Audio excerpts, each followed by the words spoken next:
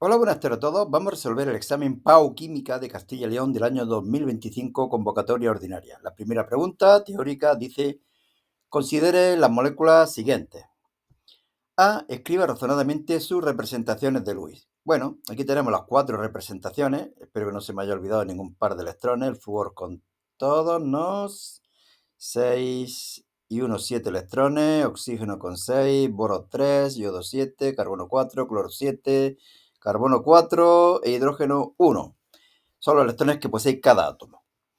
Bueno, la explicación de por qué tienen esta configuración electrónica tenemos que basarnos en los electrones que le faltan al átomo central para adquirir configuración de gas noble. Por ejemplo, el oxígeno tiene 6, le faltan 2 electrones para llegar a 8, configuración de gas noble, y por lo tanto comparte 2. Comparte 2, 1 con cada átomo de flúor, que tiene 7 y consigue 8. El boro tiene 3 y no puede compartir nada más que 3. El carbono tiene 4 y comparte 4 para llegar a 8. El carbono tiene 4 y comparte 4 para llegar a 8. Bueno, podéis detener el vídeo, leerlo con más detenimiento y yo paso al siguiente apartado que dice indique razonadamente sus geometrías moleculares utilizando la teoría de repulsión de los pares de electrones de la capa de valencia.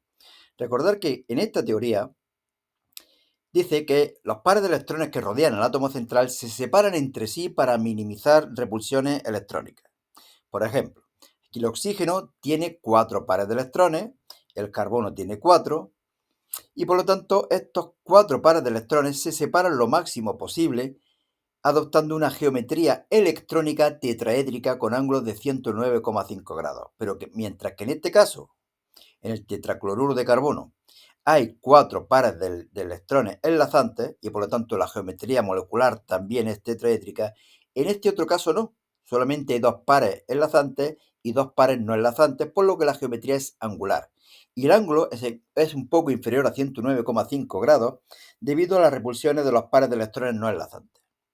En el caso del boro, estos 3 pares de electrones se separan entre sí formando 120 grados, es decir, geometría triangular plana. Mientras que en este otro caso se separan lo máximo posible. Alguien puede decir, tiene 4.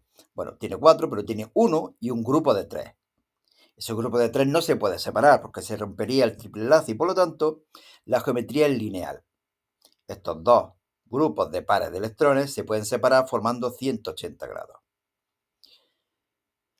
C. Justifique cuáles serán moléculas polares. Son polares aquellas moléculas en las cuales los momentos dipolares de los enlaces, si lo hay, no se anulan entre sí. Por ejemplo, aquí no se anulan puesto que la geometría angular, ahora lo veremos. Aquí sí se anulan ángulos de 120 grados, se anulan los 3 momentos dipolares, molécula apolar. Aquí también se anulan, molécula apolar, y aquí también se anulan, molécula apolar. Por lo tanto, tenemos 3 apolares y una molécula polar. Vamos a verlo aquí. Aquí está explicado más o menos.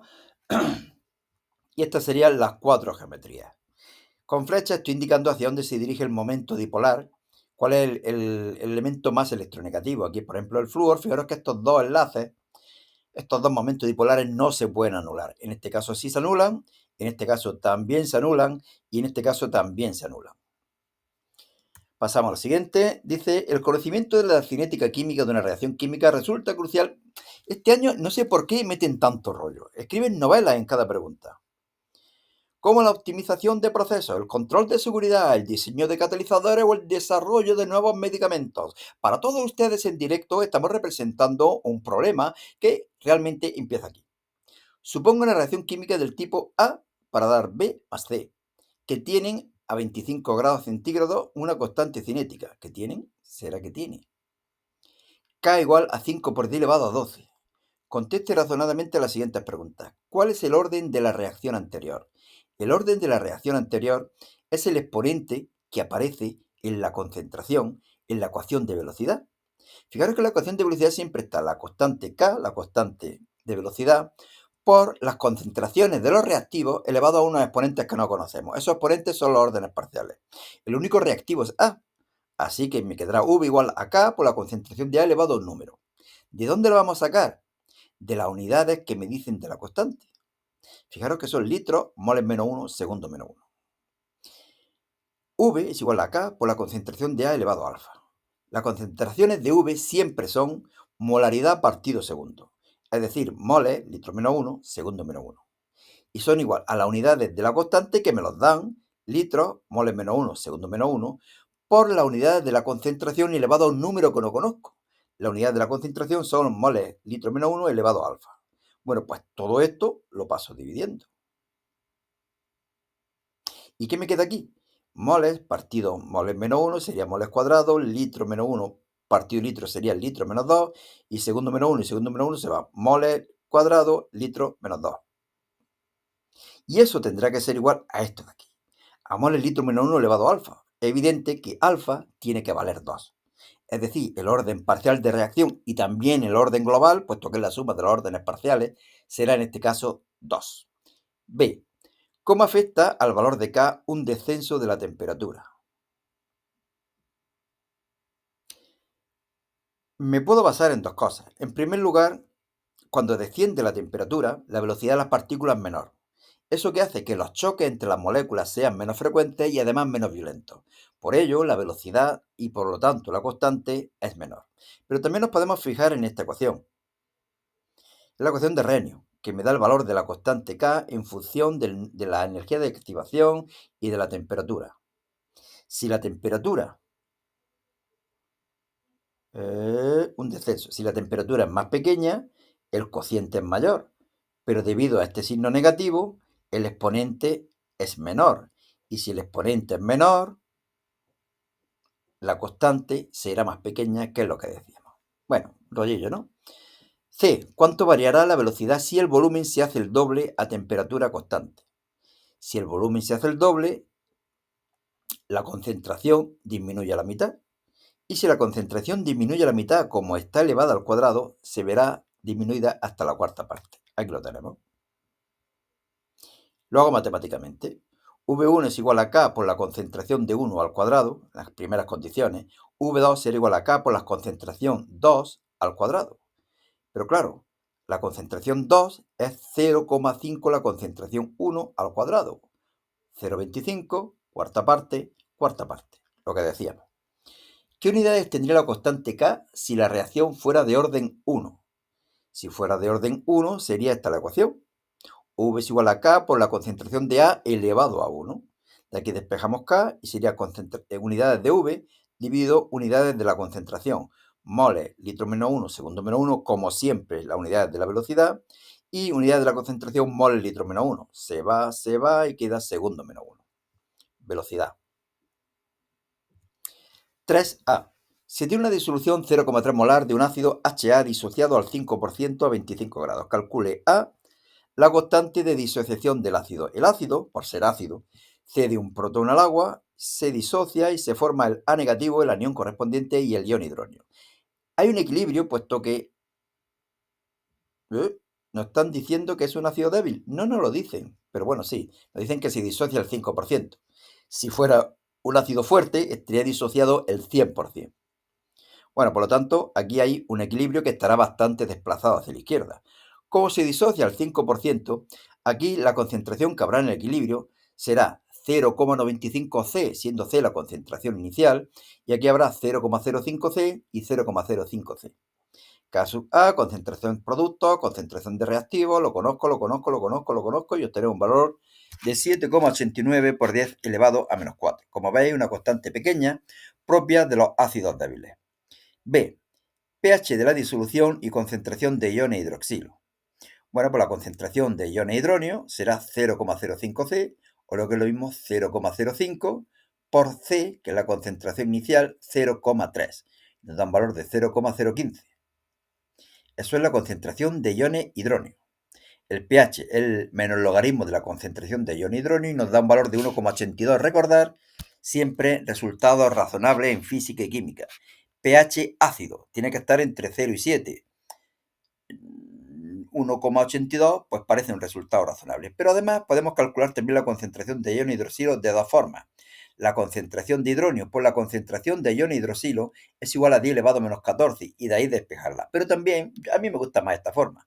El pOH será 14 menos pH 12,18 y eso es igual a menos logaritmo de la concentración de iones hidroxilo. La despejamos, calculamos y obtenemos un valor de 6,61 por 10 elevado a menos 13 molar. Como veis, un número muy pequeño, puesto que la disolución es ácida.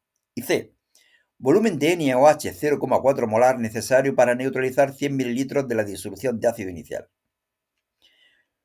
Bien, pues podemos calcular el número de moles de ácido, aquí lo tenemos, 0,03, y debido a la estequiometría de la reacción, el número de moles de NaOH será el mismo, 0,03. Como sabemos el número de moles y sabemos la molaridad, podemos despejar el volumen de disolución de hidróxido de sodio, que resulta ser 75 mililitros. Fácil, ¿no? Este problema bastante fácil. 3b. Termodinámica. Delta G, delta S, delta H. El estudio termodinámico de la unión de proteínas en el cuerpo humano, otra novelita, resulta trascendental para el diseño de fármacos en el tratamiento de enfermedades. Perfecto. Ahora empieza el problema. En la tabla adjunta se muestran los valores de delta H y delta G en condiciones estándar, asociados a dos uniones. Uno, el citocromo C con el anticuerpo monoclonal. Es que esto es tremendo, ¿eh? Esto es tremendo. El citocromo C con el anticuerpo monoclonal MAB2B5 a 25 grados centígrados. Y dos, el receptor GP130CHR con la oncostatina M a 10 grados centígrados. Pero es que esto es alucinante. Esto es alucinante. Bueno, nos dicen unión 1 o unión 2, proteína 1, proteína 2, temperatura delta H, delta G. A la vista de los datos proporcionados, calcule el valor de delta S para las dos uniones a la temperatura de la tabla. El valor de delta S. Pues fijaros que nos están dando delta H, nos están dando delta G y nos están dando temperatura. ¿Para qué? Para que usemos esta tabla, esta ecuación, mejor dicho. De aquí despejamos delta S, sustituimos, calculamos y obtenemos. Y todo el rollo que nos han metido ahí, lo único que puede servir es para que líe a la gente. Bueno, unión 1 y unión 2. Y obtenemos estos dos valores. Y ahí se acaba el apartado A. Lo de monoclonal y todo eso podemos olvidarlo. B. Intervalo de temperatura en el que las uniones se producen espontáneamente. ¿Cuándo se producen espontáneamente? Cuando delta G es negativo. Bueno, aquí lo vemos. Para que los procesos sean espontáneos debe haber una disminución de la energía libre, es decir, delta G menor que 0. Calculamos la temperatura en la que hay un equilibrio entre la espontaneidad o no del proceso, es decir, cuando delta G vale 0. Por lo tanto, delta H menos T delta S será igual a 0 y de aquí despejamos la temperatura. Despejamos la temperatura y obtenemos un valor de 745,3 Kelvin. Por encima o por debajo serán espontáneas. ¿Cómo lo decidimos? Pues vamos a leer lo siguiente. Dice, el proceso es espontáneo a temperaturas inferiores a 745, ya que a esas temperaturas el factor entálpico es mayor que el factor entrópico. El factor entrópico siempre es mayor cuando aumenta la temperatura. Y en este caso, como delta H es negativo, favorece la reacción. Aquí lo decimos. La reacción es exotérmica, puesto que delta H es negativo, y transcurre con una disminución del desorden. El factor entálpico, por lo tanto, favorece la espontaneidad del proceso, mientras que el factor entrópico no favorece la espontaneidad del proceso, puesto que no hay un aumento del desorden, hay una disminución del desorden. Cuando ocurre eso, cuando el factor entálpico lo favorece y el entrópico no, la reacción será espontánea a bajas temperaturas. El segundo proceso es siempre espontáneo, ya que es exotérmico, delta H menor que 0, y transcurre con un aumento de entropía, delta S mayor que 0. A cualquier temperatura se produce una disminución de la energía libre. Bueno, todo esto que habíamos dicho era para el primer proceso, mientras que el segundo proceso, fijaros que aquí vemos cómo delta H era negativo y delta S, que hemos calculado, era positivo. Es decir, aumenta el desorden, que lo favorece, y además era exotérmica, que lo favorece. Por lo tanto, delta G siempre va a ser negativo. El segundo proceso. En el primero no. En el primero tenemos que es exotérmica, que lo favorece, pero hay una disminución del desorden. Este factor no lo favorece y por lo tanto va a depender de la temperatura. Como si lo favorece la entalpía, la reacción es espontánea a bajas temperaturas. Bueno, poco rollo, ¿no? Seguimos. Vamos al siguiente. ¿Qué dice? Equilibrio químico. Estos son súper normales, este tipo de problemas. La formación de NO a partir de nitrógeno y oxígeno en el aire ocurre principalmente en condiciones de alta temperatura y presión, como las que se encuentran en los motores de los vehículos, las centrales eléctricas o durante los procesos de combustión. Otra mini novela. La constante de equilibrio que sucede para esta reacción tiene un valor de 8,8 por 10 elevado a menos 4. K sub C, a 2200 Kelvin. Bien. A. Si 2 moles de nitrógeno y 1 mol de oxígeno se introducen en un recipiente de 2 litros, por el que habrá que dividir por 2 para calcular las concentraciones, y se calienta a esa temperatura, calcule los moles de cada especie en el equilibrio. Bueno, inicialmente tenemos 2, 1 y 0. Cuando hayamos llegado al equilibrio, de aquí habrán desaparecido una cantidad que no conozco, X, de aquí la misma cantidad, X, y de aquí se habrá formado 2X. Fijaros que delante de la X siempre va el coeficiente estequiométrico. De los reactivos desaparece una cantidad que se forma de los productos. Desaparece X, X y 2X. Si aquí hubiera un 8, aparecerían 8X. ¿De acuerdo? Bueno, pues caso C serán las concentraciones de los productos elevados a sus coeficientes estequiométricos dividido por las concentraciones de los reactivos elevadas también a sus coeficientes estequiométricos. Concentración de NO, 2X, partido el volumen, 2 al cuadrado. Concentración de nitrógeno y de oxígeno, la misma, 2 menos X partido 2. Bueno, pues llegamos a esta ecuación. Y aquí se obtiene una ecuación de segundo grado. Tened cuidado porque es muy fácil equivocarse. Solamente que da una facilidad. Y es que yo sé que tiene que dar entre 0 y 1. Fijaros que si saliera menor que 0, aquí habría una cantidad negativa que no puede ser. Y si saliera aquí mayor que 1, aquí también quedaría una cantidad negativa que tampoco puede ser. Obtenemos un valor de 0,02 y bueno, es posible que esté bien. Moles de nitrógeno. Anda, aquí me he equivocado. De oxígeno y de NO. Aquí me he equivocado y aprovecho para decir lo siguiente. En este blog, selectividadjosecuenca.blogspot.com, en formato PDF podemos encontrar todos los exámenes que estamos colgando en el canal. En el canal hay un vídeo de un examen, otro vídeo de otro examen, otro vídeo de otro examen, pero en el blog están todos los exámenes en un solo archivo. Así que es más fácil para estudiar, pero además es que la corrección de cualquier error es bastante fácil. Me meto, cambio, guardo y se acabó. Bueno, y entonces aquí, ¿qué voy a hacer? Pues me voy a ir a la página 9 y donde pone nitrógeno, voy a poner oxígeno. 1 menos 0,02, 0,98, ¿vale? Todo el resto está igual. Está bien, ¿de acuerdo? Aquí hay que poner una O de oxígeno. B. Si una vez alcanzado el equilibrio, página 9 es la que tengo que arreglar. Se añade cierta cantidad de oxígeno, explique cómo afectará la composición del equilibrio. Si añadimos más oxígeno, el equilibrio se desplaza hacia la derecha. Por lo tanto, habrá más NO, habrá menos nitrógeno, pero habrá más oxígeno, puesto que si hemos añadido 2, pues desaparecerán menos de 2. Por lo tanto, aumentan oxígeno y monóxido de nitrógeno, disminuye nitrógeno. Y C. Explique el efecto sobre la constante de equilibrio si se añade un catalizador. Los catalizadores hacen que cambie el mecanismo de la reacción y que por lo tanto disminuya la energía de activación si los catalizadores son positivos. Si son negativos, es decir, los inhibidores, ocurriría lo contrario. Por lo tanto, como se deducen también de la ecuación de Renyu, aumenta la constante de velocidad, pero no afecta a la constante de equilibrio. Es decir, el equilibrio se alcanza antes, pero no se modifica la situación de equilibrio. Esto solamente depende de la constante del equilibrio de la temperatura. El equilibrio no se ve afectado por la presencia de un catalizador, solo hace que se alcance con mayor rapidez. Página 9 tengo que arreglar. 4b, que no sé si es el último ya. Dados los metales plomo, litio, níquel, sodio, plata, responda a las siguientes cuestiones. Teoría, así que yo voy rápido. ¿Cuáles de esos metales se oxidan más fácilmente que el hierro? Bueno, pues vamos a tener que buscar aquí los potenciales de reducción. Fijaros que el potencial de reducción del hierro es menos 0,44. Así que el potencial de oxidación será 0,44.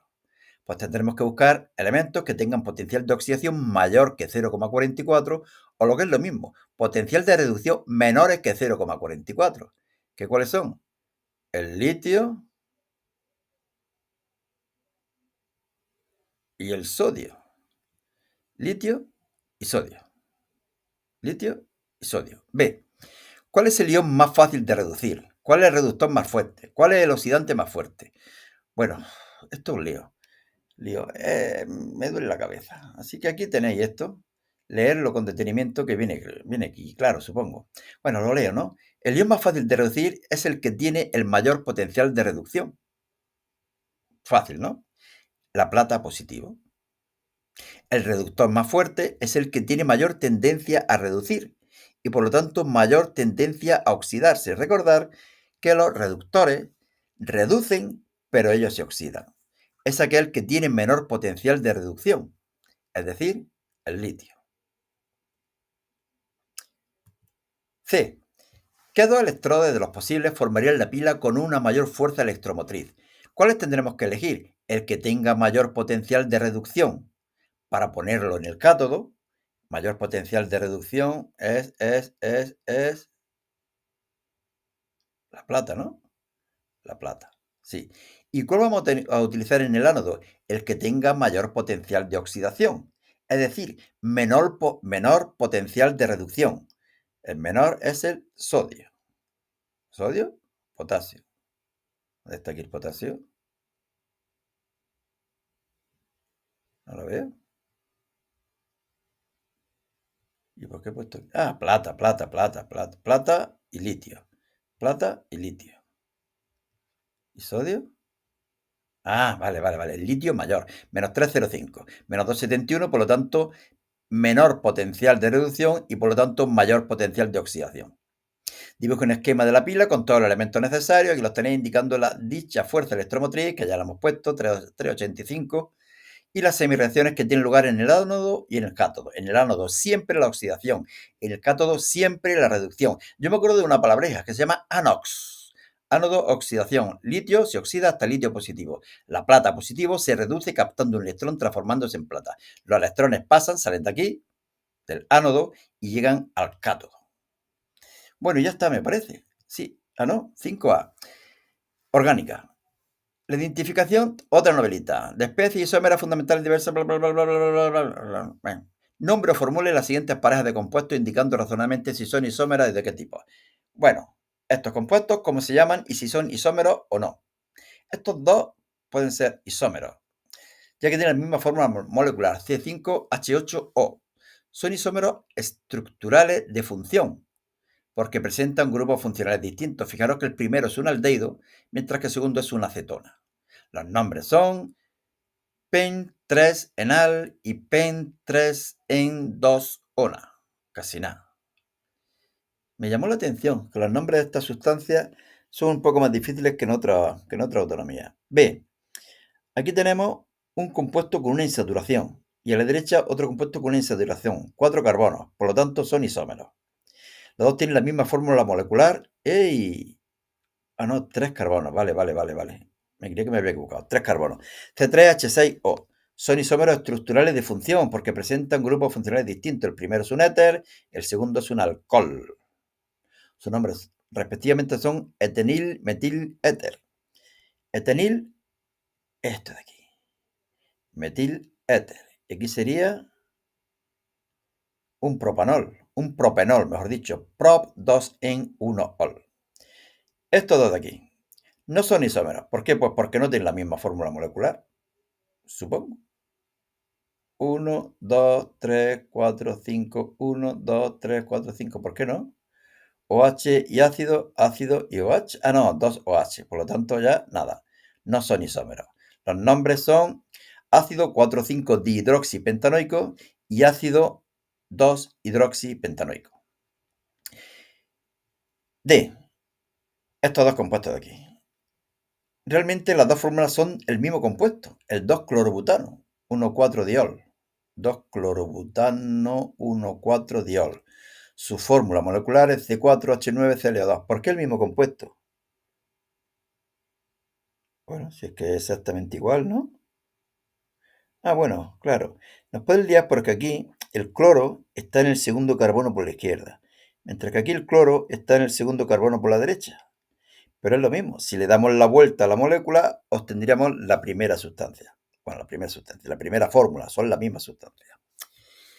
Y es ácido 4-aminobenzoico y ácido 3-aminobenzoico. Aquí los tenemos. Ácido 4-aminobenzoico y ácido 3-aminobenzoico. el ácido benzoico, y el 3, un grupo amino. Son isómeros de posición, evidentemente. La posición del grupo amino con respecto al grupo principal es diferente para los dos isómeros. Este estaría en el átomo número 3 y este en el átomo número 4. Bueno, pues creo que ahora sí se acaba. No, 5b, orgánica también. Conteste las siguientes cuestiones. Completa las siguientes reacciones nombrando todos los compuestos. Fijaros que aquí tenemos una oxidación de un alcohol que se transforma en el aldehído correspondiente y se sigue oxidando hasta el ácido correspondiente. Primero se forma el propanal y luego el ácido propanoico. Mientras que aquí tenemos una oxidación de un alcohol secundario. Por lo tanto, no se puede llegar ni a aldehído ni a ácido. Se transforma en la acetona correspondiente, que sería en este caso la propanona. B. Indica el tipo de reacción orgánica que se produce, una oxidación, y explique razonadamente entre los compuestos A, B, C y D cuáles son isómeros y de qué tipo. Bueno, aquí los tenemos. A, B, C y D. Bueno, el A y el D son isómeros de posición, mientras que el B y el C son isómeros de nada. ¿De nada? De nada. En todo caso, el B y el E serían isómeros de función. Tendremos un aldehído y una acetona. El ácido propanoico no es un isómero de ninguno de ellos, puesto que tiene dos oxígenos. Lo leemos por si acaso. Las dos reacciones son de oxidación. La primera se produce inicialmente una oxidación. Los compuestos A y D. A y D son isómeros estructurales de posición, lo que decíamos, el grupo OH en el carbono 1 o en el carbono 2. Tienen la misma fórmula molecular, pero el grupo de hidroxilo en distintos lugares de la cadena de carbono. Los compuestos B y E, que no me los decían, pero bueno, lo he dicho. B y E son isómeros estructurales de función. Aquí tenemos un aldehído y aquí una acetona. El compuesto C no es isómero de ninguno de los anteriores, ya que su fórmula molecular, C3H6O2,2,2,2, es diferente a la de los otros compuestos. Y espero que ya se haya acabado. Sí. Bueno, como veis, ya entramos en otro examen, un examen del 2024. Por eso digo que si entráis en este blog, vais a poder ver todos los exámenes. Además, lo que decía, se pueden corregir fácilmente. Yo voy a ir ahora a la página 9 y aquí había un error. Me parece que os dije, sí, aquí hay que poner oxígeno. Bueno, pues nada más. Suerte y hasta otra. Si entréis en este blog, veréis un mogollón de exámenes. Hasta otra.